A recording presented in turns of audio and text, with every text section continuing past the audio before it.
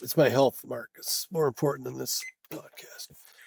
I did learn that it's not I should have stayed in bed. It's I should have stood in bed. What's the It's context? an old saying from the 40s that I should have stood in bed. Really? Wow. I heard it in an old Bugs Bunny cartoon. And I went, that can't be right. So I looked it up and they said yes. Was that back when Bugs was down on his luck and was making movies that didn't make it to the Saturday morning stuff? Don't act like Bugs Bunny was wholesome like that. Bugs had to pay bills too. Bugs, horrible gambler. Sometimes you compromise and you wind up... an American icon and you're trashing him. There's a little kid that listens in the neighborhood. He's crying now. He might have been crying anyway. I hope he's not crying. Hey, if you are crying, guess what? Santa ain't real either. It's time you do. Let's just get this all out of the way. Tooth Fairy? Easter Bunny is, though. Yeah, well, don't be ridiculous.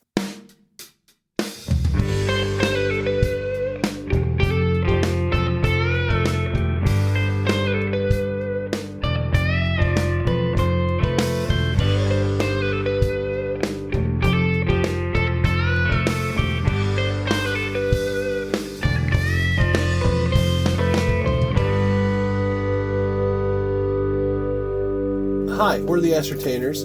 I'm Jim. Do not adjust your set. I have a pretty wicked head cold right now, so I feel like I sound like I'm in the bottom of a empty swimming pool, and feel a little stuffy, as they say. A little nasally, but not too bad. But hey, well, thanks. That's Mark over there. Mark's the other Ascertainer. Mark's the original. He's the OG Ascertainer. I'm just the understudy in case Mark goes down. He's the on-air talent. Hi, I'm Mark. That's Mark. I'm Jim. Let's get this son of a gun underway. But anyway, so I told Mark, sometimes it's our Friday night kind of getaway. Go to Newt's first, talk about them in a second. Then we come to my basement. Sometimes my wife hangs out for a little while. Tonight, she must be mad at me because she said, Actually, I don't know why. She probably doesn't want to get sick. So, yeah. We come, we arrive, and then we record 1 or 2 episodes, then we hang out and drink beer or bourbon or both until it's time to go home. Well, tonight is going to be a single episode, and then I have to put Mark on a curfew, and Mark's like, but, and just don't butt me, buddy. Anyway, Mark will be out of wine by then anyway. Talk about your wine, Mark, or talk about the Ascertainers. Actually, let's quick talk about Newt's. That place is on the map. They might just tell us, hey, you know what? Your work is done, Ascertainers. Have you seen how hard it is to get a seat? It's not impossible. Just say don't. I don't want you to not go to Newt's because there might be a tiny wait. But if you sit at the bar, usually you can kind of just figure it out. But yeah, it makes my heart full, empty, good. It does my heart proud that they are clearly established, which is good because you don't want your neighborhood joint to be half empty half the time, because then you got to find a new neighborhood joint. Newt's is here to stay, baby. And you should go there and you should tell them the Ascertainer sent you. They have a new po' boy on the menu that for some reason neither of us ordered. But next time I go, I'll get that. A nice little bacon cheeseburger. That it felt kind of like going old school retro, back when a bacon cheeseburger was exotic.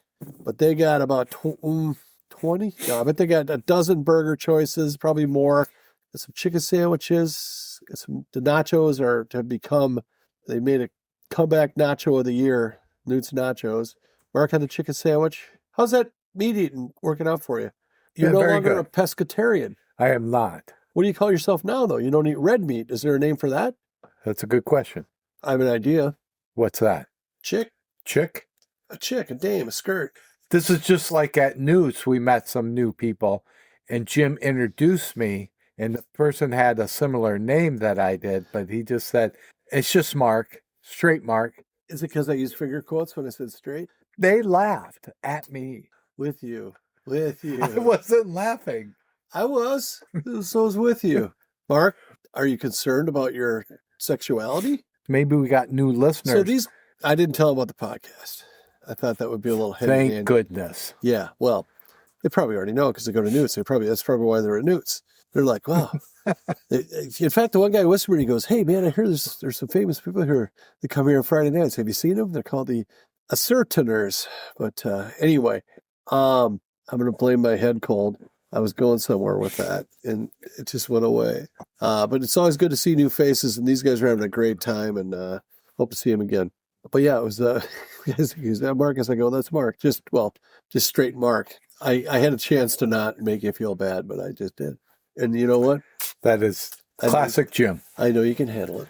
I know you got it in you. Oh, shit. See, this is where it starts. Well, hey, how was your week? Very good. Good. Did you get to see TV for Dogs play live at the 331 on Saturday night?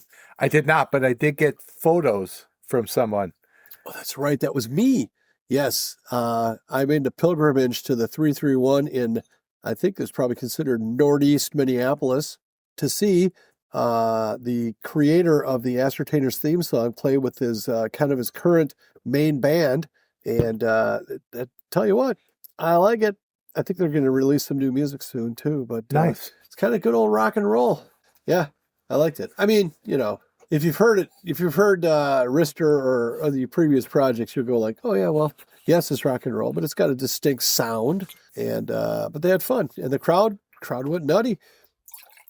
So they opened up on a 3-band bill, and I stayed for most of the second band, and I can say that maybe it's because the people didn't know what to expect with this kind of come from nowhere unknowns, but they tore it up. People were appreciative, let's say that. So I was going.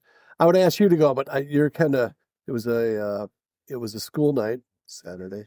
I don't like making you feel like, oh yeah, I don't want to say no. So I didn't ask you. It's tough for me to stand for very long. So if I have seating, I could do it. But if I have to stand too long, it's difficult for me.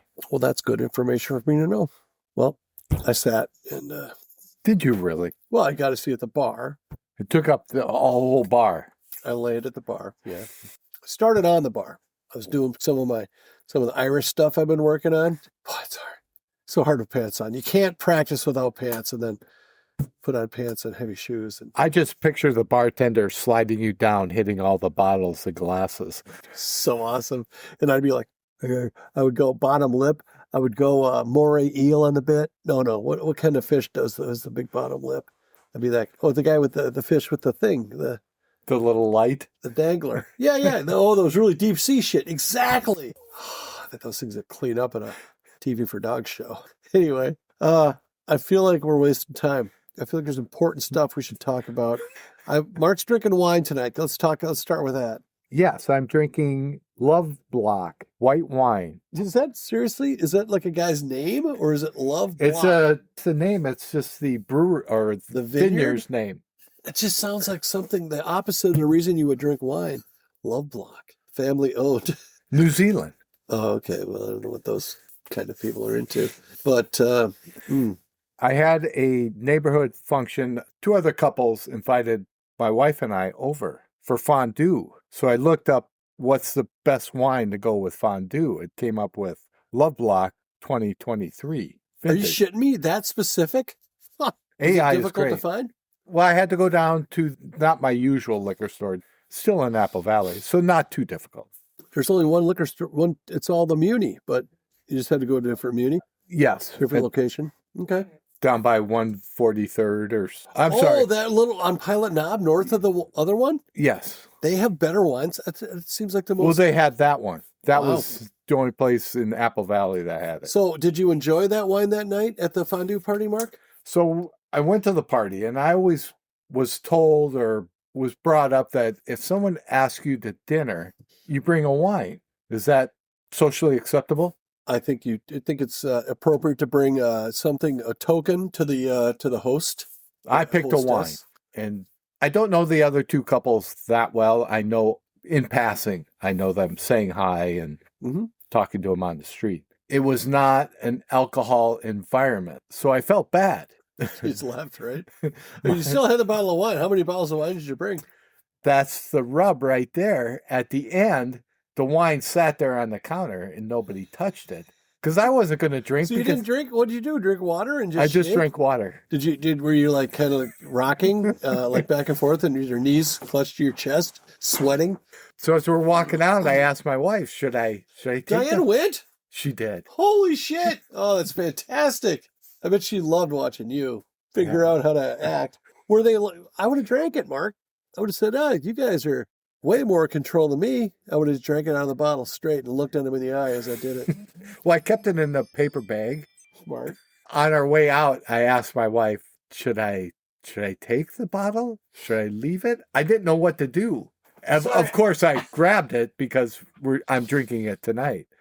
But I just swallowed wrong. Sorry. I think it's a no-brainer. If they don't drink, you say... Do I ask them or do I just grabbed it? I think that maybe some acknowledgement of the taking back of the wine, like, is this something you would enjoy? You would rather not have around, because if they're, maybe they don't drink because they're raging alcoholics and they struggle, or maybe they just drink because they don't, they're good people and they never drank. The smart move would have been, and I'm not a smart man. Well, what you do is you just take the bottle into the bathroom. I have to use the bathroom again. And you go in there and just fucking gong, gong, gong, gong, gong. And then by the end of the night, the bottle's empty. And you'll be like, psych, joke's on you. There was no wine in here anyway. Then burp and leave. That's Miss Manners 101 right there. But I don't know if my faux pas ruined our initial relationship with him, the start of the relationship with him. You brought a bottle of wine. You didn't bring a case of beer. You didn't bring that one hat you have that has cans and the ear holders, and I think you're fine. I think it was an innocent mistake, Mark. Well, thank you. Like if you brought a big bag of heroin over or something, now that would be a problem because heroin is, as far as I know, illegal. Maybe. Yeah, I didn't do heroin. Crack. Again, was it after Memorial Day? And I even told them the first one's free. I think you're tight with these people. You're good. You're totally good. We had a death. I have a death, R.I.P. I think, did we have the same one? Catherine O'Hara? No, but go ahead. Do you know who Catherine O'Hara is? I do. Second City Television, where she got her start to be famous. She was original. Well, actually, I don't know if it would be considered original, but she came out of the John Candy, the one where they started televising it. I think Second City has always been and still is just an improv group, but then they made Canadian TV made Second City Television with, see if I can name them all. Andrea Martin, I'll start with the hardest one. Andrea Martin, Catherine O'Hara, Rick Moranis, John Candy, Dave Thomas, Rick Moranis, Eugene Levy. Who's the tall guy? Joe Flaherty, thank you. There's 7. I think that's all of them. That sounds right. Boy, I grew up watching Second City. I did too. Fun fact for you Rush fans, I know it's been a while since I talked about Rush, but Rush's highest charting, Geddy Lee's highest charting song was Take Off to the Great White North with Bob and Doug McKenzie, because that thing was released as a single, and they sold the shit out of that thing, and it sold more than any Rush record ever. Hilarious. But Catherine O'Hara, she was 71 years old, and my wife was telling me that apparently her organs were disoriented in her body. They're flopped. But her husband said her head's just on backwards, which I thought was a pretty endearing thing to say. Your wife. So her heart was on the right side, and yeah, everything was flipped around. So I'm assuming maybe that's what killed her, because she seemed pretty healthy up until the end. And I tell you what, she was always intriguingly funny and just borderline kind of like sexy. I'll just say it. So that was not in her Second City days. I'm talking like I shouldn't name specifics. I just thought she had I think my favorite thing she ever did was Best in Show, where she played Eugene Levy's wife, who had a very, very, promiscuous past.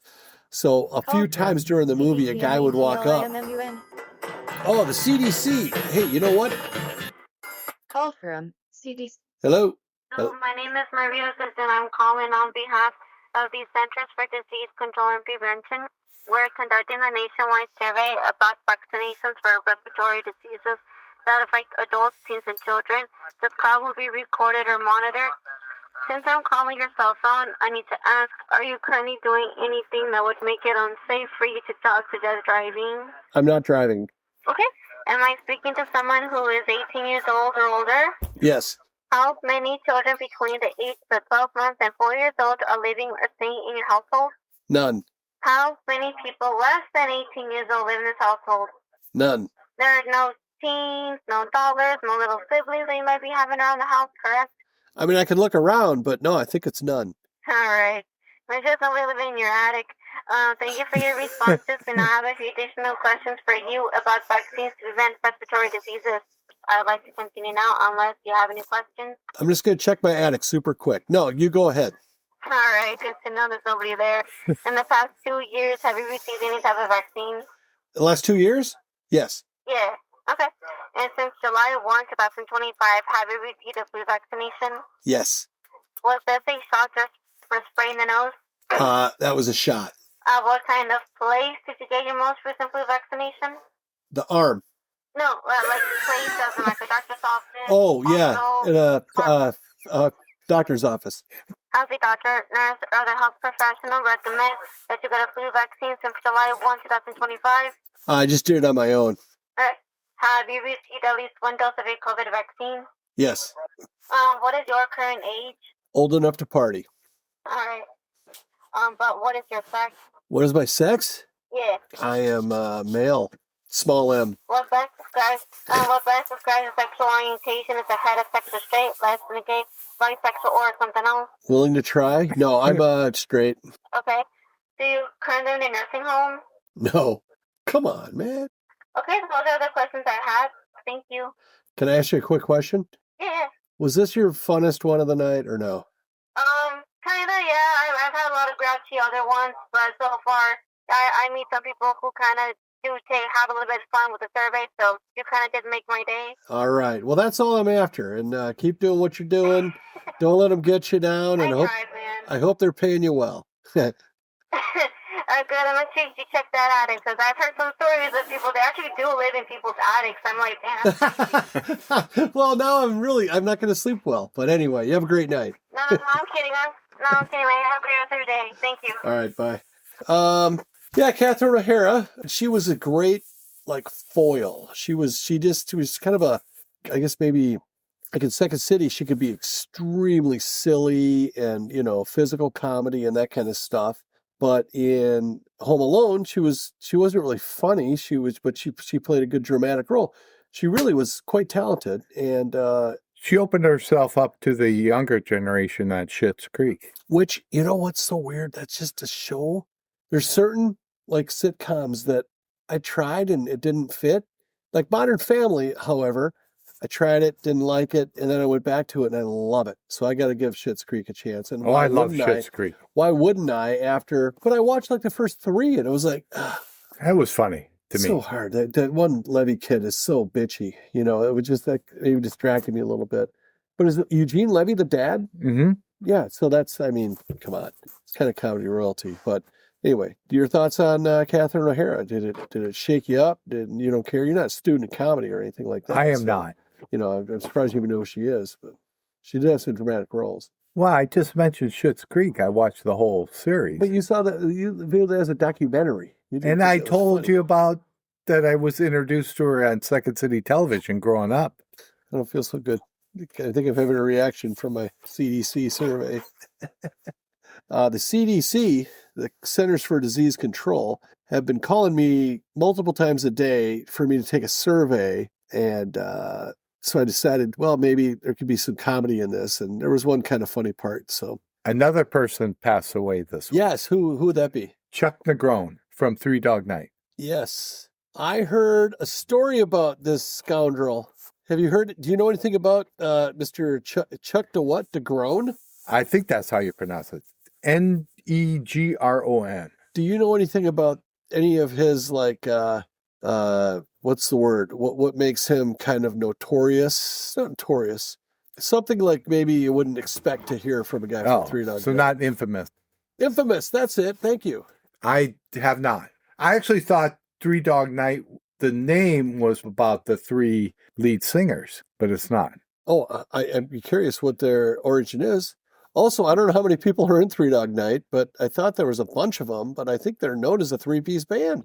Maybe it's just as the word three's in there. But I thought when I saw 3 Dog Night on Midnight Special or whatever, Well, it's the They three had a couple singers. of horn guys. They had, Yes, all they had kinds of shit quite a going on few up there. people in They had that. one of these guys.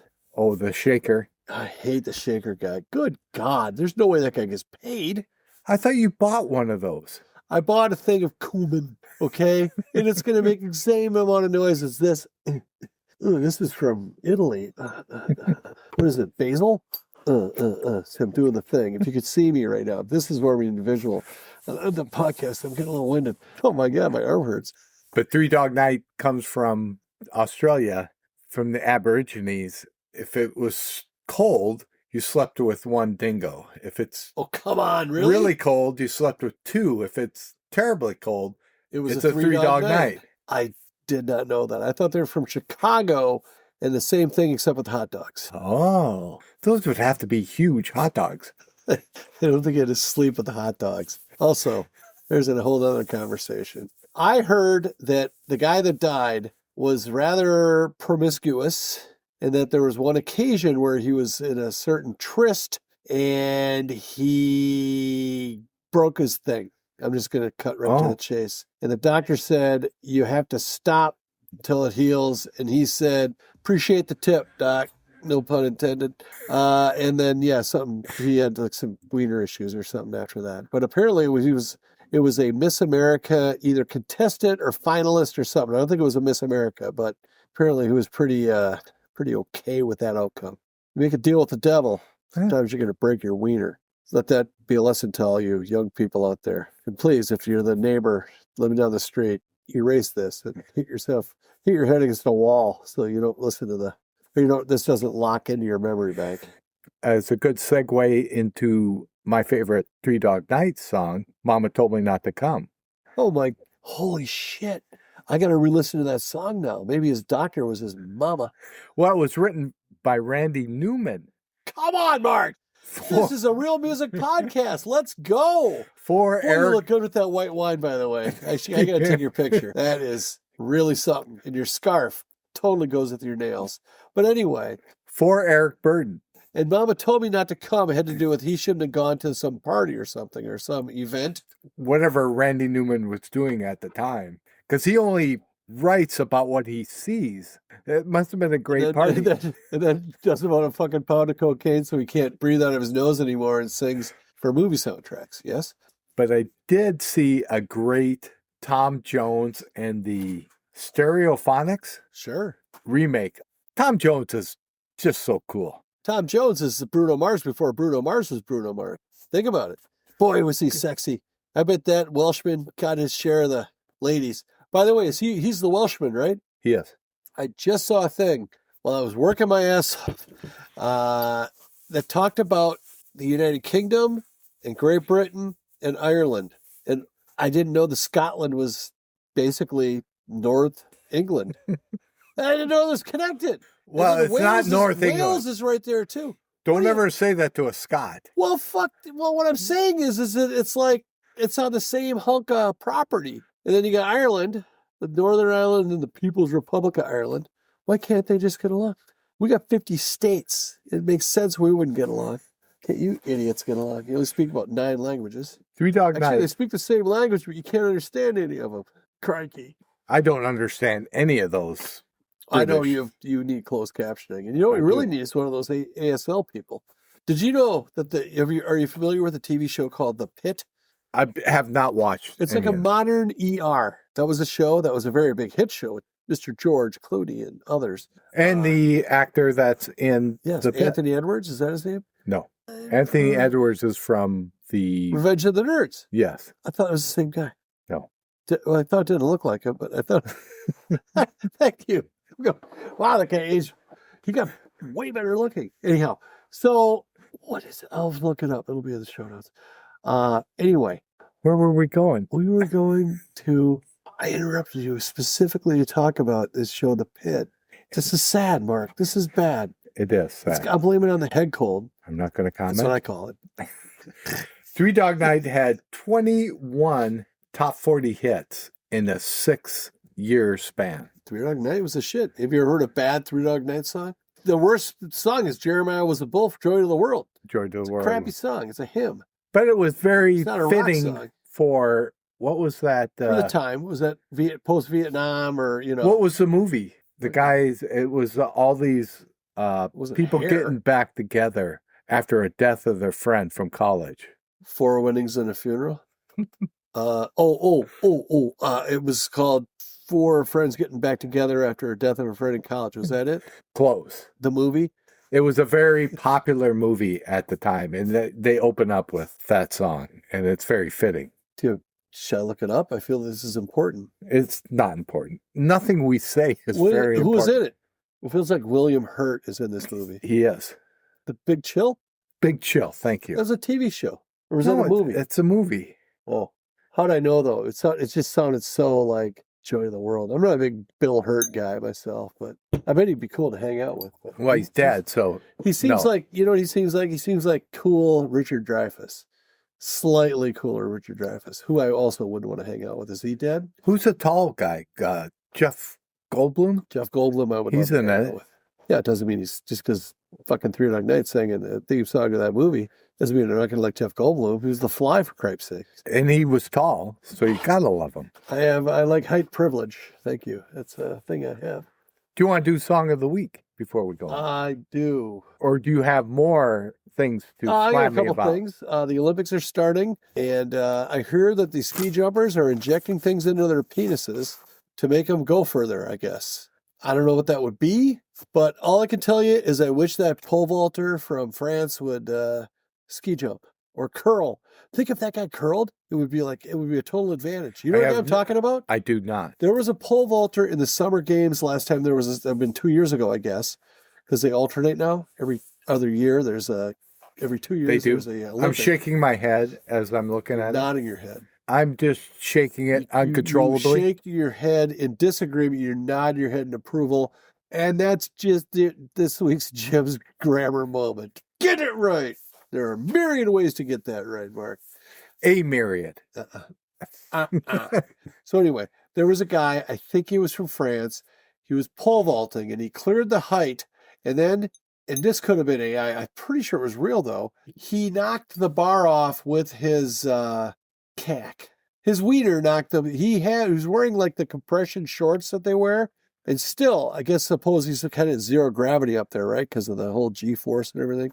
His meat, it knocked the bar off. And it was like he was so disappointed because he knocked the bar off, but he became famous as that bar came off. I just wonder, like, if that guy was in curling, like that would be kind of an advantage. Although it is cold in the rink, so that might. How would that be an advantage? Well, in he curling? could have like an extra little Sweeper? knock the stone forward a little bit. I mean, there's no. Well, you can't touch it. I think if the stone saw that thing, it would go, whoa, look out. Let's move a couple inches. Does it say that you can't touch it with anything, or just can't touch it with your hands? You can't touch it with anything. So if you had a monster dong That and would it be. accidentally hit it, I would sue. I would go like, hey, Americans with Disability Act, I got a huge dong, and it hits the thing once in a while, and it goes in the middle, and we win every match. Don't act like you're not impressed.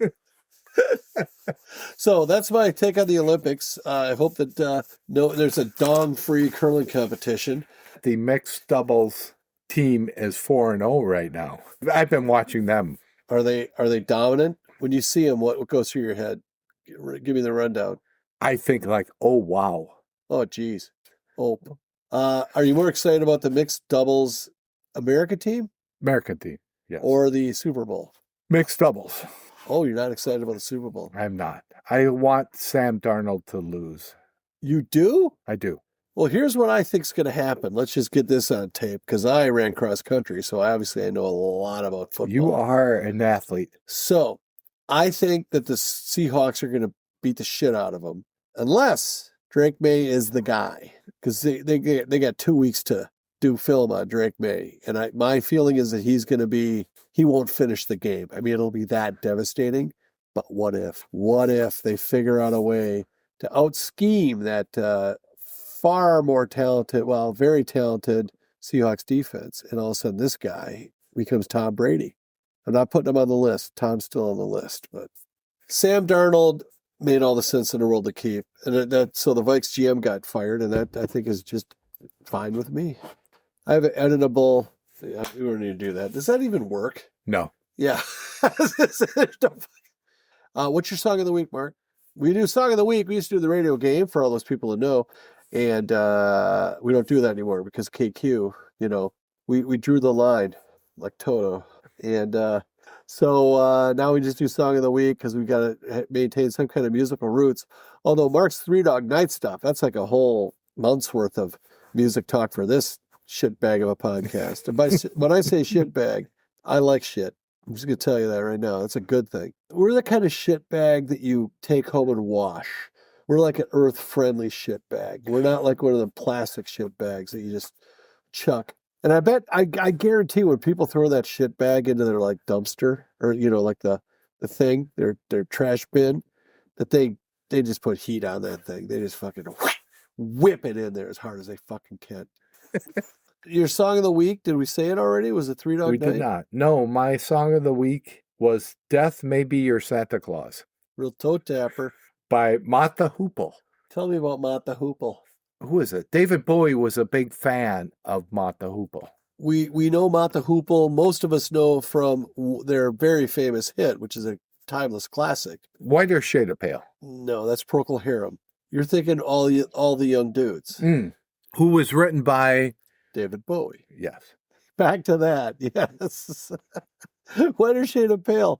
Yeah, I love that one. I do like that song, but that's Procol Harum. And I don't know who's in Procol Harum. All I know is that I can associate those two songs like literally Siamese twins. I do too. So, well, thank you for bailing me No out. harm, no foul. No, here's something that I think is very weird. If you're driving around in like northeast North Dakota, very east toward the Minnesota side, there is a town called Mott and there's a town called Hoople. And I'm like, every time, like, what the hell's the story behind how Mott the Hoople was named? They're an English band, yes. Yes. But it's just very odd coincidence. I'll pull up Google Maps and I'll show you how. Make a sign halfway between and put the. So we just go, why don't you and I go live up there in a mud hut, if you know what I mean? And it's a noun and a verb, okay? Anyway, we could live there in a mud hut and we could have an unincorporated town called The right in the middle. Or not. How about not? The song never mentions death and never mentions Santa Claus. It's all about. That's crazy. So them. It's just like any other song. They were just criticizing some person that they must not have liked. Again, the title of the song is Death May Be Your Santa Claus. I feel like it's kind of an early AI kind of a thing. Like random song generator. Wow. Well, it came out in 1970. HAL 9000 was working on it. Never heard of it. Too many spaceships. Too many discs. Well, my song of the week is Pop Tart Hitchhike Kill by the Squasmatics. What do you think of that? Perfect. Feel better about No. your made-up song? Come on, for real. What's your real song of the week? My real song of the week is from the Backstreet Boys. There. Got it back, guys. Okay. My song of the week, I struggled with. I was going to do the Babies, Every Time I Think of You. But Mark's like, oh, you've already done that. And I'm like, I don't think I have. But that'll get stuck in your head. Go look it up. John Waite. And then I don't know who the female is that singer is that does the chorus, but that's a pop song. That's a monster hit, in my opinion. So get enough about me and my musical genius. I'm not a student of music, Just comedy. Student of comedy. But I was going to go a 38th Special Caught Up in You. And then I saw a live video of 38th Special. I want you to think of all the 38th Special songs in your head and think, I wonder how many drummers they have. So 38th Special has two guys. They're like the Grateful Dead, but it's two guys or I don't think Skinner even had two drummers. No, they did Maybe not. Marshall Tucker. Like these Southern bands that have two fucking drummers. It's like, dude, a good drummer can play everything you play with one hand and one foot. His name is the guy from Def Leppard. Wow, calling out drummers. I'm saying I'm sure they were Do you both drum? fine drummers. Mark, we've talked about this. I don't drum because My dad was killed by a drummer. Oh, I thought it was Son of because of the incident. That was the incident, you son of a bitch. So actually the incident is that I was eating a Kentucky Fried Chicken and I was getting ready to, I got the 2-leg platter, a bucket, 2-leg bucket, and then some guy grabbed the drumsticks and started hitting me with them. Oh, I thought he grabbed your leg. Well, are you pulling my leg? Anyway. That's not my leg. Why is it wearing a little shoe?